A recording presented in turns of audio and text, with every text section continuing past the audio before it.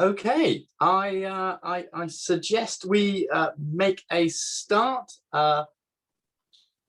Welcome everybody to our session today, the first on the OECD Water Days, the water week running throughout this week from the OECD, and this is our launch of those days and the toolkit for water policies and governance. My name is John Curnow. I'm the Chief Economist and Director of Analysis at the UK's Department for Environment, Food and Rural Affairs, but I'm here in my capacity today as the Chair of the OECD's Environmental Policy Committee, EPOC, which I suspect a number of you are familiar with. So welcome to you. Good morning, good afternoon, good evening. Getting together at this... Hello, sorry. Hello, is that mute, please. Yes, a reminder to everybody, please mute. Everybody mute, please. A reminder to go on to everybody, mute. Everybody mute, so we will not have echo, please. Everybody mute. So, John, you're on. Back. Thank you very much, Secretary General. Welcome, everyone. It's a good reminder to be on mute. Using this technology, and of course the thing I always struggle with, remembering to come off mute when I do want to speak. So welcome everyone at the extraordinary time. I hope you're all keeping well. A reminder, just on your sort of a few reminders, try to rename yourself if you can, and I ought to remind you as well, this meeting is being recorded today, so the recording has already started. We're not going to take questions from the floor today, but if you have any difficulties perhaps with the technology or other things you want to log, then please do put them in the chat, or you can email Xavier, and Xavier, you may want to just drop your email address in the chat at the side there if people need to get in touch with you.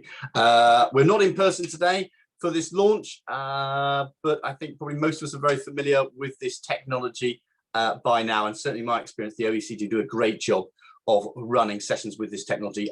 We are only in English today, though, so there's no translation available, I'm afraid. So as I say, I'm delighted to be hosting today. EPOC has done a lot of work on water. We've got a number of reports from the Council back in December, a big role on this. And of course, we've got the whole week of the OECD this week on the Water Days. And we're kicking off with this high-level meeting with our Secretary General, Gurría. Will kick off the Water Day, showcasing overall sort of policy guidance from the OECD in helping countries sort of strengthen their water policies. And then we'll have a range of testimonies from a number of different countries on their sort of pressing and emerging water challenges and what they've done and their experience on accelerating action as well. So we've got Spain, we've got the Netherlands, Cabo Verde, the United States and South Korea today. And we're going to squeeze that all in within an hour to hear all that stuff. So you've probably heard enough from me by way of introduction. Now, welcome to you all. And I'm really, it's fantastic to have the Secretary General with us today, who I think this is perhaps your last high-level meeting on water. And I know your term comes to an end in May after 15 years at the OECD. So thank you very much for joining us. And Secretary General, can I hand to you for the keynote address, please?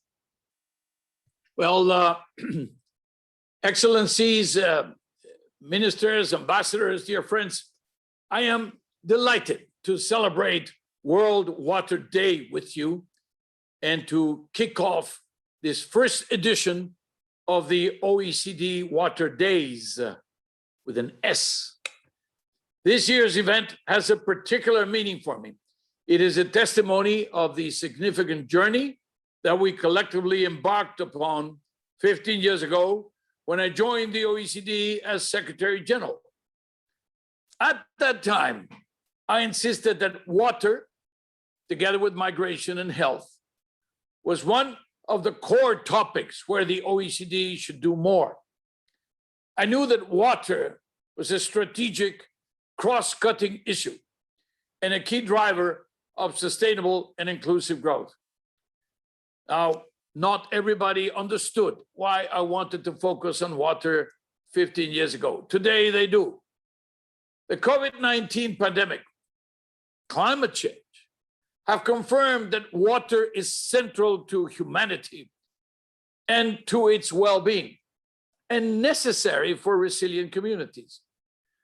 The toolkit on recommendations on water that I am launching today, this is a toolkit for water policies and governance. This is, every time I do this, I show one of our publications, I get a bonus. So please, take it in. This is, so this, it basically crystallizes, it has a title, it says, a toolkit for water policies and convergence, converging towards the OECD Council recommendation on water, because there is a Council recommendation on water. The question is this: how do we actually go about it? Teresa Rivera in Spain or in the Netherlands, which are experts in water. After all, it was Willem-Alexander, who was then Crown Prince, who chaired our UNSGAB force. Then he got promoted and we lost him. He got promoted to king and we lost him. But so this crystallizes country-specific evidence and policy guidance, which can expedite action and also convergence towards international good practices for water management. It's not the what, but the how. The OECD has been working hard to support better water policies for better lives, in line with the 2030 agenda. We focus on the environment, urban development, agriculture, and the social dimensions of water management. And I speak here under the control of ACISA, of course. Anything have to do with water, we have to check with ACISA. And we're also active beyond OECD membership. We're acting in Europe, including Eastern Europe, Southeast Europe, the Caucasus, Asia, including Central Asia, the Pacific, Africa, Latin America, the Caribbean. So we're covering very much the whole of the world in terms of the fine points. Now, let me highlight actually 3 of these fine points in this journey. First, in March 2013, we set up the OECD Water Governance Initiative. It was a multi-stakeholder platform, policy forum to scale up governance responses to water challenges. The initiative was instrumental in assessing governance gaps, hindering policy reform, but also in shaping the OECD principles on water governance, which, please remember, were endorsed by over 170 stakeholders in 42 countries at ministerial level in June of 2015, 2 years later. Now, 2 years later, in 2017, we set up the Roundtable on Financing Water, a joint initiative with the government of the Netherlands. Again, thank you, Netherlands. Thank you so much for your support. The World Bank and the World Water Council. Loic Fauchon, again, thank you very much. Ben Braga, thank you very much. And now Loic Fauchon, again, being the president of the World Water Council. The Roundtable was successful in gathering intelligence and data that support the deployment of enabling environments that are conducive to water-related investment and contribute to water security and sustainable growth. And, another aspect, perhaps a third aspect, it was the policy guidance from our work on water is captured in the OECD Council recommendation on water, which is unanimously adhered to by all OECD countries in December 2016. Now, when you say a recommendation, it sounds like, well, this is a nice way to go. A recommendation of the OECD is the highest form in terms of it's a binding commitment by all members. And therefore, when we say a recommendation, that's big thing, it's big news for the OECD. The recommendation forms a concise, coherent legal instrument, providing high-level policy guidance on a range of water-related topics, managing water quality, water quantity, mitigating water-related risks, and of course, sometimes disasters, enhancing water governance and water financing, just to name a few. We're aiming higher, bigger with our recommendation. We want countries beyond OECD membership to join us in our fight to address all the pressing issues related to water. Now, Cabo Verde, we have the minister here. Welcome, Minister. Was the first partner country to adhere. And I'm grateful to Minister Gilberto Silva, as his country's adherence will inspire and encourage other partner countries to adhere to the recommendation beyond the members of the OECD. Our ambition is to share the lessons learned from a range of practitioners, which can benefit a wider community. So an exchange of knowledge, an exchange of wisdom on the issue of water. The toolkit launched today. I'm going to show it to you again. I get another bonus. The toolkit launched today compiles good practices in place that are, in countries that have adhered to the recommendation. Which are the things that happen in those countries, the good things that happen in those countries that we can generalize. Governments will find a suite of tools, of options, choices that can help them deliver on their water agenda, including a health check to assess whether water allocation regimes are fit for future challenges. And the OECD Water Governance Indicator Framework, another instrument that we have, the OECD Water Governance Indicator Framework, it is designed to support self-assessment of governance frameworks at the local, basin, or national scale. You kind of put an X on the right squares. This is for you to take a look how well we are doing. These lessons are even more valuable in the current context, marked by the pandemic and marked by the dire social and economic consequences of the pandemic.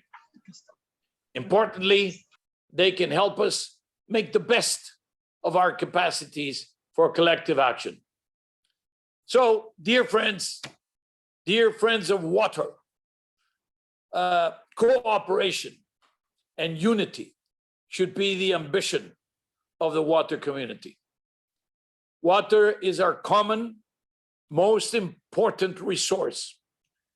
We share it, we live thanks to it, and we should protect it and cherish it all together. Count on the OECD. Count on us to support you to continue delivering on the water agenda. Thank you so much.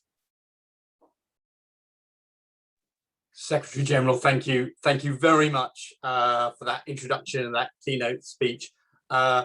Really helpful, as you say, sort of setting out the importance of cooperation and unity on this. And I love your frame as water being the most important resource as well. And I appreciate you making the link to the pandemic. I really like the sort of three points you picked out there around sort of the water governance initiative, I think it was at first, then the round table that brought people together, and then, as you say, the importance of that council recommendation and it being binding, relevant for OECD members, but you importantly made the point it's relevant more widely. And as you say, great to have Cabo Verde here today as the first partner country to adhere to well. So that's a really great introduction. And I hope somebody was keeping count of the bonuses there for you, Secretary General, on the displaying of the document. You did very well, I think. 3 at least, I'm sure. So well done on that. Thank you very much for that introduction. As I say, we're now going to turn to a range of speakers who will sort of talk about the experience from their country as well over the next 40 minutes. And we'll then, I've got a couple of questions I may put to the panelists as well, should time allow. First up, we're going to have the Deputy Prime Minister for Ecological Transition, Teresa Ribera of Spain, to talk about the experience in Spain. Then we'll have the Minister for Infrastructure and Water in the Netherlands, Cora van Nieuwenhuizen, to talk about the Netherlands experience. Then, as the Secretary General has flagged already, we'll have Gilberto Silva, the Minister for Agriculture and Environment in Cabo Verde, the first partner country to adhere. Then Radhika Fox, the Acting Assistant Administrator for the Office of Water at the US EPA. And then finally, via video message, we've got Dr. Jae-hyun Park, the President of the Asia Water Council. So that's the order in which we'll have the speakers. And first, if I could turn to Minister Ribera from Spain. Would you mind speaking to us, please? Thank you so much, John, for this introductory comments and moderation of this roundtable. It is my great pleasure to be together with my colleagues from the Netherlands and Cabo Verde, and our colleague from the US EPA administration, and this message coming from South Korea. Allow me to congratulate Angel Gurría for 15 years of great job, but also for his passionate introductory comments on this issue. And I think that, as he has stated, this toolkit, this reference could be quite helpful for any improvement we all need to put in place in our hydrological policies. I think that the reference to what it means a changing climate, how to ensure a proper project investment, and how to improve the access and quality of data and information is absolutely essential if we want to succeed in our policies dealing with water management. In fact, my country represents what it happens in many other countries around the world. An hydrological regime which is not anymore a kind of average, simple management of water resources, dealing with some seasons of water scarcity and the others going on. No, that's not the case anymore. Things become more and more complicated.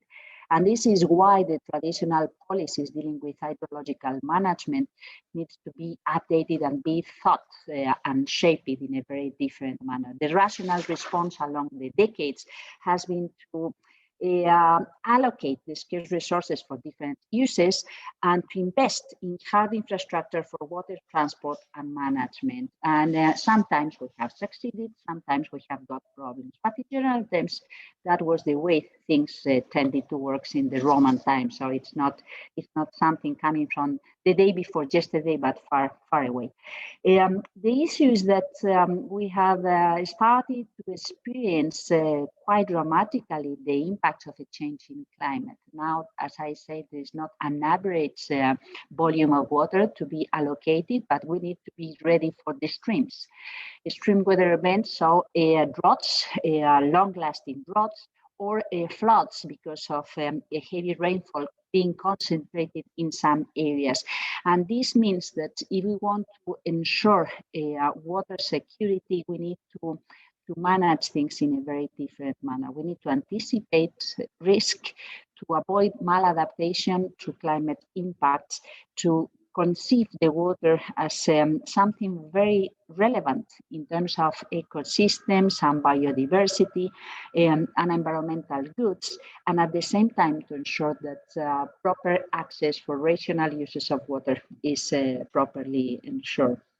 So we need to deal with all these references. We have been learning to do so for a very long time. And now we need to update all our policies in a new planning cycle, where we need to concentrate on how to update, how to modernize our policies. We want to accelerate the design, the financing, and the implementation of different climate-proof economic schemes in different sectors. So what it means for agriculture, for industry, for urban and domestic use, or for something which is very key in our economy, which is tourism. So how we invest in a much more efficient use of all sources of water, paying attention to its environmental richness. So not forgetting that at the end, it's very key environmental good. So good for social uses, but paying attention to this relevant boundary with this limitation. And this is why we are investing in the restoration of water bodies as a priority, reducing diffuse pollution, probably the most important challenge for the time being, the diffuse pollution connected to, well, other uses, category, but not all. So through regulation and green taxation, that is quite important to drive the proper economic signals on the type of cost we need to face if we do not behave properly. And as I said, water planning with digital tools that could ensure a much more efficient and wise use of water. This is where we are right now.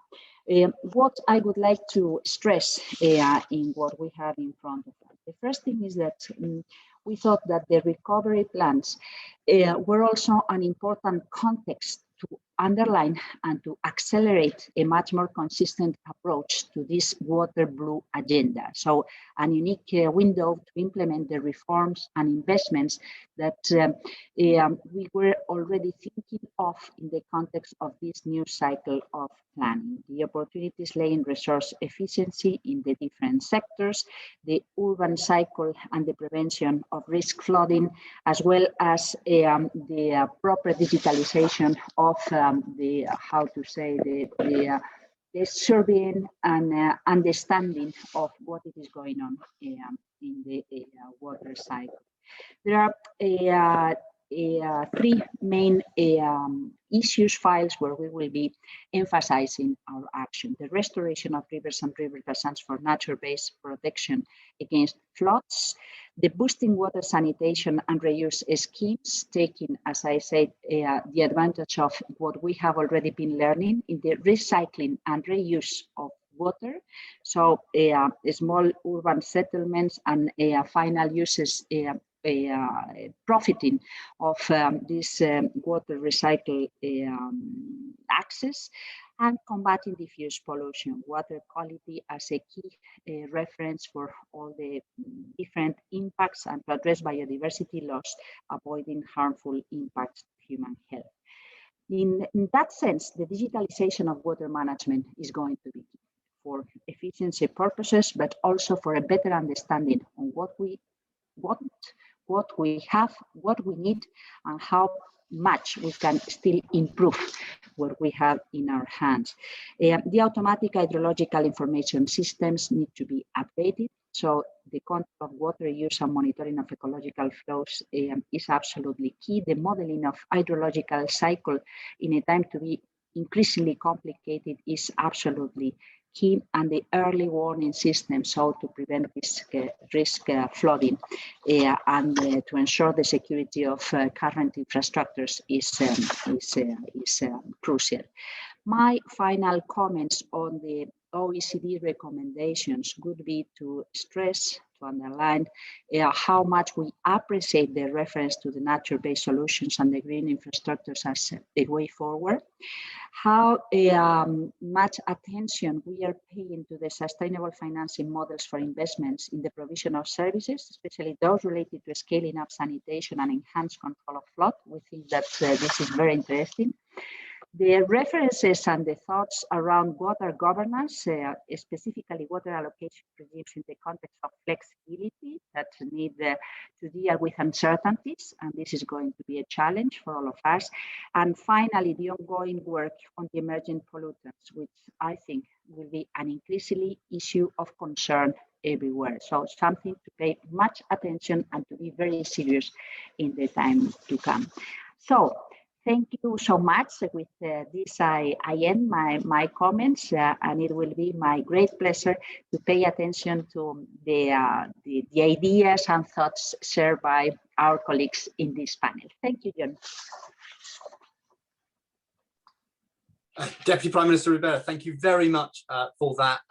You made a lot of really good links there, bringing out the point around traditional policies may not work in the future. And I thought that the links you made around the recovery plans, thinking about sustainable financing, diffuse pollution, but also the really important point about how these ecosystems are linked together. I think that's something we'll come back to in the panel conversation as well. I think you may need to leave us just before the panel discussion, so if you aren't able to, so thank you very much for your contribution, Deputy Prime Minister Rivera. That's really helpful and kicks us off in the right way with the sort of different perspectives from different countries on the water issue. So I will pass next, if I can, to Minister van Nieuwenhuizen from the Infrastructure and Water from the Netherlands, please.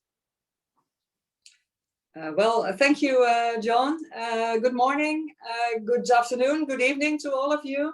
Dear Secretary General Gurría, colleagues, thank you for inviting me to speak today. It's wonderful to be able to take part in this event to mark the World Water Day, especially now because there's so much at stake. Not only are extreme weather events becoming more frequent and more severe, the ongoing COVID-19 pandemic means also that it's more important than ever for us to join forces. Together, we need to build back better and create a more resilient future. In 1819, the British poet Lord Byron wrote a masterpiece, Don Juan, and a sentence in that masterpiece was, "Till taught by pain, men know not water's worth." And today, 200 years later, on World Water Day in 2021, these words still ring true. The true value of water has never been quantified, regardless of the context.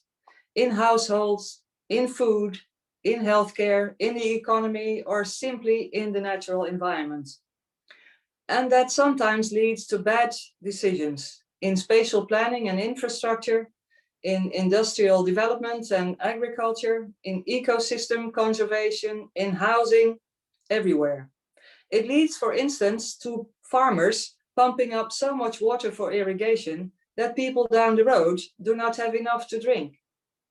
We pollute our water, we use too much of it. We face floods on the one hand and droughts on the other. The theme of this year's World Water Day is valuing water. And as a theme, it couldn't be more relevant. And the OECD Toolkit for Water Policies and Government, as shown by our dear Secretary General, couldn't come at a more needed time. And now also seems a good time to express my sincere thanks to Secretary General Gurría, not only for hosting us today, but for 15 years of true commitment to water. As your OECD mandate draws to a close, I'd like to thank you for all your energy and action, and especially, of course, for your close work with the Netherlands. I very much hope that you will stay connected to the world of water and that we can continue to benefit from your experience and expertise. Today at the OECD conference, the World Water Development Report 2021 will be launched. And again, it will show staggering figures on the state of our water resources and its shocking impact on billions of people.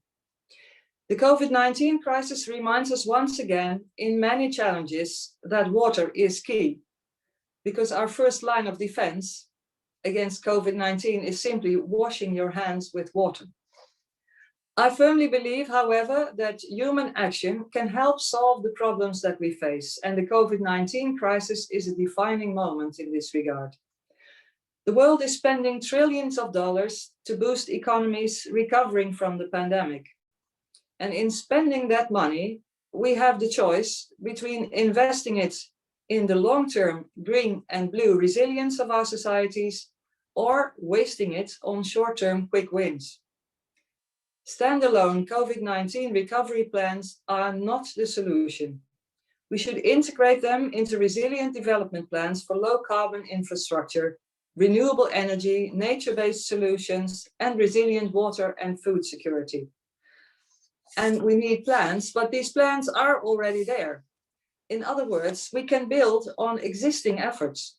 So let's use the momentum that we already have and take this opportunity to overcome undervaluing of water and climate adaptation and the underinvestment in these issues. Our goals are clear, but how can we deliver on them? Collaboration with the worldwide climate community, I think, is crucial. And together, we established a solid policy framework to do this. In 2015, we already all committed to the Global Sustainable Development Goals, the Sendai Framework on Disaster Risk Reduction, and of course, the Paris Agreement. To speed up their implementation, we created the Global Framework for Action. And I recently hosted in the Netherlands the Climate Adaptation Summit with that same purpose of speeding things up. It was also the summit where we proudly re-welcomed, I am happy to say, the United States to the climate stage. It is vital that we stick to what we've agreed on and that we deliver on our promises, especially in the run-up to COP26 in the UK later this year, and to the UN Water Conference that the Netherlands and Tajikistan will co-host in 2023. To be clear, water must be mainstreamed in all the nationally determined contributions, the national adaptation plans, and the Sustainable Development Goals. Together, we have developed all kinds of best practices, so let's share them around the world. It's about sharing knowledge and building capacity, and in particular, about making people aware of the value of water. Because as many of you know, the Netherlands has been facing challenges with water for a very long time. For centuries, we focused on keeping the water out. And water management meant to us higher dikes, stronger dams. It was a battle against water. But in recent decades, we've learned to look at water from a broader perspective. We've learned to live with water and balance economic, social, and ecological concerns associated with it. And this had led to close consultation with farmers, fishers, mayors, the shipping industry, nature conservation groups, and of course, the public at large.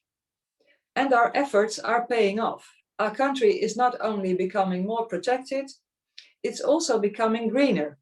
And we're stimulating the agriculture, maritime, and recreational value of water. We've not yet successfully adopted all the principles set out in our own Valuing Water initiative, but we're working very hard on it and are improving our approach. To conclude, 2 centuries after Lord Byron's words, the time has come to know the worth of water and take real action. We have until 2030 to achieve the Sustainable Development Goals. That's only 9 years, 3,000 days to build a water-secure world together. To go from ambition to action, from abstract principles to inspiring practices. Valuing water is not a goal in itself, but it is a vital way of getting us where we want to be. Thank you very much for your attention. Minister van Nieuwenhuizen, that's really helpful. Thank you for linking those things up, the value of water, and I like your framing of moving from ambition to action, and valuing water is just part of that step, really understanding its worth, as you said, Lord Byron put it well. I may come back, I really like the way you linked up with lots of the other agendas that are going on at the moment, as well on climate and COP26, and I think when we come to the panel discussion, I may come back to you on the UN Water Conference that you're co-hosting with Tajikistan. You might want to say a little bit more about that if we get the time. So let's move on. Thank you very much for that. Let's move on to our next speaker. It's Minister Silva from Cabo Verde, who our Secretary General was mentioning. Cabo Verde, the first non-OECD member to adhere to the recommendations that the OECD have made on water as well. So could I hand to you, Minister, please? Thank you very much. Excellencies, ladies and gentlemen. Good morning, good afternoon, and good evening. First, I would like to greet everyone on this World Water Day. Allow me to, on behalf of the government of Cabo Verde, to congratulate the OECD for the initiative and to thank for the invitation to participate in this seminar. for our small island developing states located in Sahel region, water and sanitation remains a major challenge. Ensuring people's physical access to services, managing drinking water scarcity, providing municipalities with infrastructure, strengthening technical capacity, and ensuring the viability of investments and services. Referring to water scarcity, I would like to emphasize that in the Sahel, rainfall rarely exceeds 250 millimeters. In the case of Cape Verde, the situation has been aggravated by increasingly frequent and prolonged droughts. Thus, the desalination of seawater is indispensable and started to be used 50 years ago, but it remains quite expensive. Today, more than 70% of the water needs of the population and the economy are covered by desalinated water. I would like to share the main results of a deep reform of the water and sanitation sector and the investment measures carried out in my country during the recent years. This reform, which is part of the country's sustainable development strategy, has enabled an adequate legal and institutional framework, including a modern water and sanitation code, which facilitates a good governance of the sector and encourages investment. A water and sanitation strategic plan that establishes that everyone have a minimum of 40 liters of water a day and discourage consumption over 90 liters per person per day. Establishes also that no family spends more than 5% of its income on water and sanitation services. Island or municipal water and sanitation master plans, a robust technical and economic regulation system that enables the sustainability of water and sanitation companies,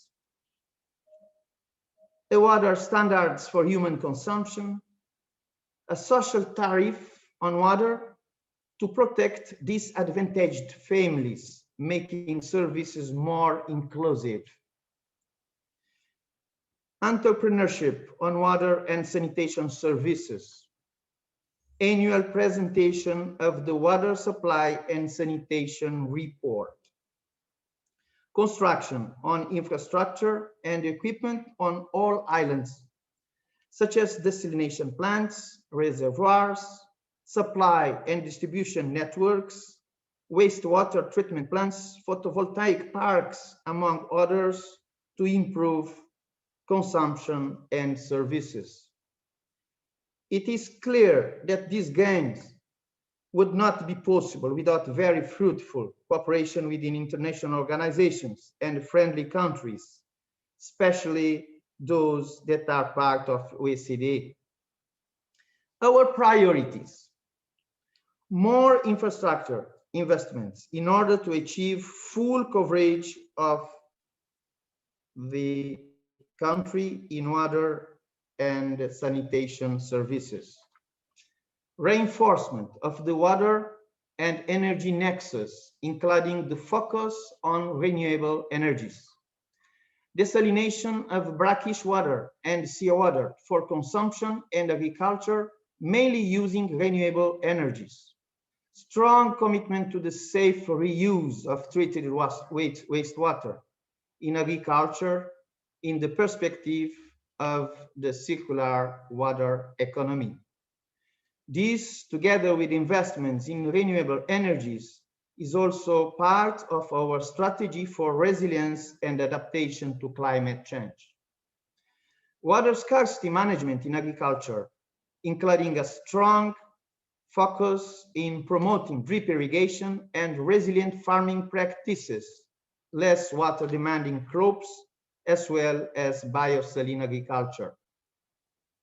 These policies for the sustainability of the water and sanitation sector in the Cabo Verde obviously demand water finance and demand also the strong partnership, mainly when we need to control the pandemic of COVID-19. I'd like to conclude to say that we count on OECD. Thank you for your attention. Minister Silva, thank you very much for that. A real sense of the challenges that Cabo Verde face, and as I say, the prolonged droughts, and your sort of approach in terms of thinking about minimum and maximum levels of consumption. I thought really interesting note to finish on there, as you say, bring out your point around the importance of international cooperation on this agenda as well, and the priorities going forward. Thank you very much to Cabo Verde. I will come next to Ms. Radhika Fox, who's the Acting Assistant Administrator for the Office of Water at the US EPA. Ms. Fox, please. Hello, everybody, and happy World Water Day. It is such an honor to be joining all of you in this very important discussion. I'm Radhika Fox, the Acting Assistant Administrator for the Office of Water at the US EPA. I was a day one presidential appointee, and I'm honored to represent President Biden and his water agenda here in the conversation. I have to say, I've very, very much enjoyed all of the remarks this morning, or it's the morning here in the United States.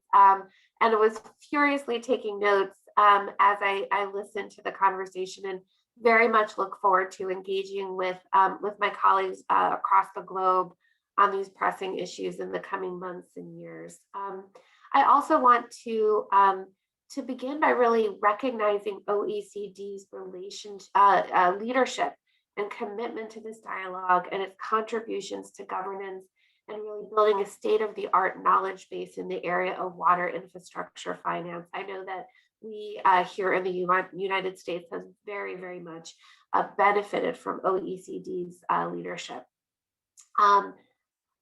We also here in the United States look forward to more deeply engaging with you moving forward on important things like the Water Finance Forum, the various roundtables, and helping to build resources that can help the partnerships and collaborations that we need to make sure that we have a water secure world. Of course, this discussion comes at a time when we are facing a total transformation in how we must view and value water. From COVID-19 to climate change, so many events have really highlighted the vital importance of something that for a long time, many of us, at least here in the United States, took for granted, which was safe and reliable water management. We are seeing here so many inequities as it relates to the distribution and the availability and the quality of water resources. And we really look forward again to working with the OECD Council on these issues moving forward. You know, here in the United States, a big theme for our work moving forward around water resource management is equity, and making sure that all communities, regardless of race, income, geography, have access to clean, safe water. You know, I think historically, you know, the United States has been very fortunate to have a centralized water system in many parts of the country, and that, you know, we have developed drinking water standards for more than 90 contaminants, and 92% of our community water systems, you know, meet those drinking water standards. But those numbers mask deep inequities that also exist in the United States today.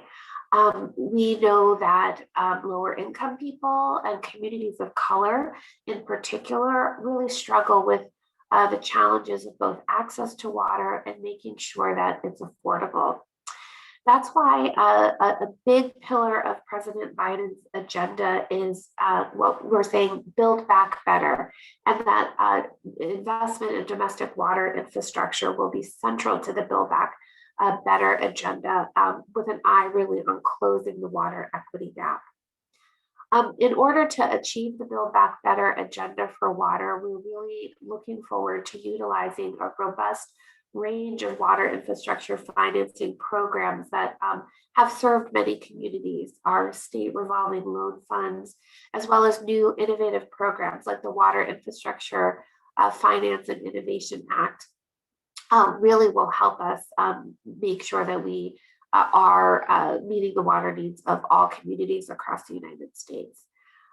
We also are really excited about the partnerships that we've had internationally, and we are committing today to deepen those partnerships around water.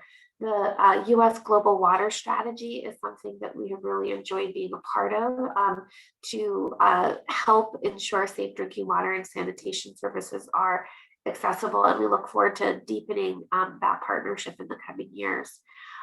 In addition, the Department of State and the US Agency for International Development is, I think, a very is a mechanism we have utilized in the United States to help partner with governments around the country. So there's just so many opportunities for collaboration and for partnership. The Biden administration is very much committed to re-engaging with the international community, from rejoining the Paris Agreement on climate change to working with you on the pressing water issues we're talking about today. I want to thank you all so much for the opportunity to join you today. And I very much look forward to the discussion that we're going to be having in just a few moments. Thank you. Thank you very much, Radhika. That's really helpful. Really like your turnaround of this, the deepening international partnerships on this, the importance of equity, and your discussion about actually a water secure world. I like the joining up with the sort of COVID-19 and climate change issues. And I really should also thank you for your commitment, because I think it's not quite 7 o'clock in the morning in DC. So thank you very much for that as well. So we'll turn to our final speaker via video link, I think, which is Dr. Jae-hyun Park from Korea. Mr. Secretary General, Your Excellencies, the ministers, respected participants, the ladies and gentlemen, I would like to extend my warmest greetings to you. I am Jae-hyun Park, President of Asia Water Council and CEO of K-Water, celebrating World Water Day. I acknowledge today's invaluable occasion to launch OECD Water Days and to discuss water, which is one of the main objectives in achieving SDGs. Recommendation of OECD Council on Water has been contributing to resolve water issues in many countries, including Korea, and to provide better policies. In this respect, K-Water is working together with the OECD, actively participating in the Water Governance Initiative and the Working Party on Water and Ecosystem. In 2019, MOU has been signed between OECD, AWC, and Ministry of Environment of the Republic of Korea to support the sustainable development in developing countries of Asia. From 2020, a joint project is being carried out based on the agreement. In recent years, disasters are rapidly increasing due to the climate crisis. In this respect, K-Water is developing the integrated watershed management, connecting rivers and dams into one system to predict and identify effective measures against water-related disasters. Additionally, we are also developing a smart system applying ICT technologies such as big data and AI to the entire water management cycle. Balanced ecological restoration of rivers and dams is also embraced, which are all targeted to achieve the integrated water management in Korea. As to AWC, understanding that it is the Asia's representative global water cooperation network for addressing water issues of the region, we have developed a sound cooperation with international organizations. I would like to express my deepest appreciation for OECD's support and contributions to AWC. AWC is carrying out a number of water projects with various water experts in order to provide tangible solutions for Asia's water problems. Additionally, we are endeavoring to address water issues in Asia through various activities, including the Water Welfare Report. In this regard, I would like to ask for your interest and support in AWC's efforts. I sincerely hope that today's event will provide a great opportunity for much more cooperation among all participating organizations to overcome climate change and to achieve SDGs together. Thank you.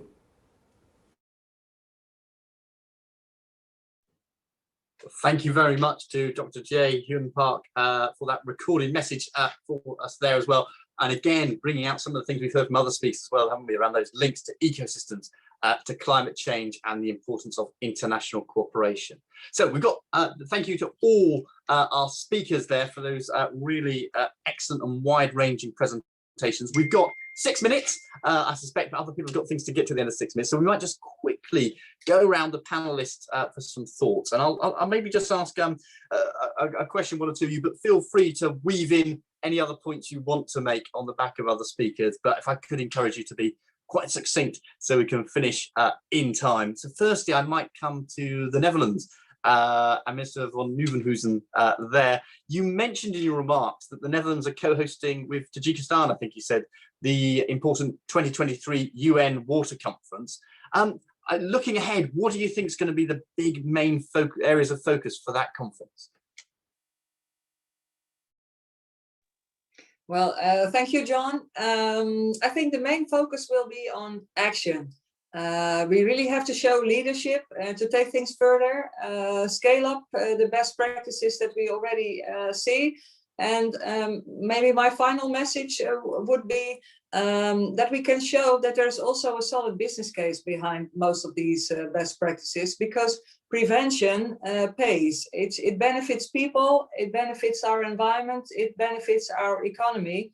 Because it's, we showed in our flagship report 2 years ago that it's 6 to 7 times cheaper if you prevent a disaster from happening than having to repair it afterwards. So I think with that in mind, we really must show leadership and put action related to water on top of everybody's agenda. Thank you. Thank you very much, the Netherlands. Yes, action, and I really like the expression of there's a clear business case on this, making that clear to people as well. I should have said, as I sort of said during the speeches, Deputy Prime Minister Ribera, I think was with us for most of the panelists, but has had to leave us just before the panel discussion. So thank you very much to Deputy Prime Minister Ribera.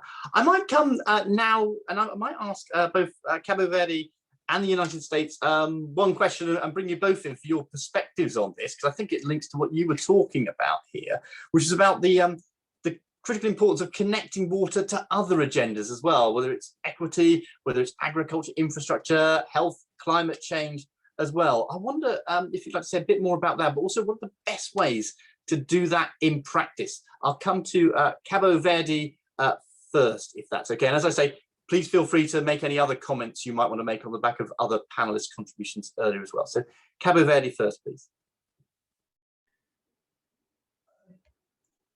Thank you very much for the question. Of course, make everything in practice is very difficult for a small island state in development. Because as you know, the problem is the finance, first of all, And let's say that for the islands, the problem is that the investment is more expensive than in the continental context. So how to mobilize finance and at the same time to assure the viability of these investments is quite difficult, but we think that we are in a good way for this challenge. This is the reason why we think that for small island states, we need more attention from our partners, because we cannot, let's say, count only on the viability of financial viability of investments, because we are talking about water and sanitation, and it is very important also for sanitary security in the country, and also it is absolutely necessary for the development of other areas of economy, as the tourism, for example, the main, let's say, branch of our economy, because in Cabo Verde we don't have more, let's say, natural resources to use for our economic growth. Great, thank you very much, Cabo Verde. Perspective from the United States? Yes, John, I just couldn't agree with you more that through smart and equitable water investments that we can really make progress on the big challenges we face. For us here in the United States, the 4 compounding crises that we have to work on all at the same time are COVID-19, the climate crisis, the call for racial justice and equality, and then of course economic recovery. And so I think it has to be about investing in the hard water infrastructure, because it's such a generator of jobs and economic opportunities. But we also have to make investments in the human infrastructure and the human capital of people. And so what we're really thinking about is how do we also build the next generation water workforce as we make these investments in the infrastructure. So thank you. And again, thank you for hosting such a wonderful conversation. Thank you very much, the United States. Well, I might come for the final word on this to our Secretary General. You've heard lots of stuff. You gave us a great keynote introduction. I guess you might want to talk about how we think about recovery packages and water going forward. But Secretary General, maybe to you for the final word on this before I wrap up with just sort of a few administrative aspects. Thank you. I started by saying that when I ran for this job originally 16 years ago, I said that we should focus on health, on migration, and on water. And I mentioned that people did not understand. Everybody understood health, but some people didn't want to dwell on it. Migration, well, they suspected that coming from Mexico, maybe I had some suspicion about crossing the Rio Grande or something like that.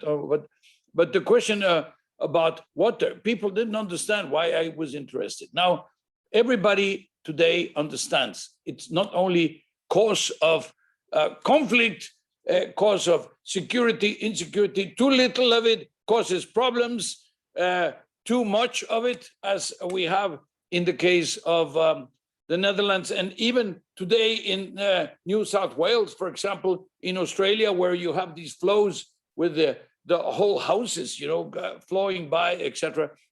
So I think the awareness, we've won in terms of the awareness of the issue, of the governance of the issue, of the financing of the issue. And we see practical issues like the one in Cape Verde, where people are using desalinated water. Now, the most expensive, very energy intense, in order to get the desalinated water, but that's what there is. So then obviously we have to focus on what kind of assistance, what kind of aid, what kind of support we can provide to countries like Cape Verde in order to provide them with with water, which is the most essential, the most basic. Here we're talking about a recovery. We're talking about post-COVID, and we have seen. We're telling people, as Cora mentioned, we're telling people to wash their hands in order to beat the pandemic. How can they wash their hands if they don't have any water? And you're talking about billions of people who have no good quality water. And if you talk about sanitation, then of course it's even worse. You're talking about even larger number of. So a lot of work to do. I would just say, let's, all of us who have something to do, who know about it, and the knowledge gives us the responsibility. The knowledge gives us the duty to continue to work for it. So let's get on, join hands, continue to join hands, and move forward for water. Thank you. Secretary General, thank you. Thank you very much. And that point around the knowledge and the duty and the responsibility to act fits well with a lot of the comments from the speakers today. And I hope you, Secretary General, you may be able to see on the chat lots of thanks for your commitment, and thanks from a number of the speakers for your commitment and your work over the last 15 years as well. So thank you very much for opening the OECD Water Days, as you said earlier, today. So thank you very much for that. Thank you to all the speakers for their time and their commitment today. And thank you to everyone for joining us. Ines and Xavier, I think, have just put up the schedule of Water Days over this week. So please take a look at that. It's going on right through the week, a series of sort of thematic sessions and regional focus as well. So do take a look at that. You can find it all, the website might be there somewhere as well, but it's very easy, oecd.org/water. So thank you to everybody for joining. Thank you to all our speakers from Korea, from the United States, from Cabo Verde, from Spain, from the Netherlands, and to the Secretary General as well. And thank you to you all for joining, and thanks to the OECD team for setting it up today and for the whole week that we've got ahead. So thanks everyone for joining, and goodbye everyone, and take care. Bye.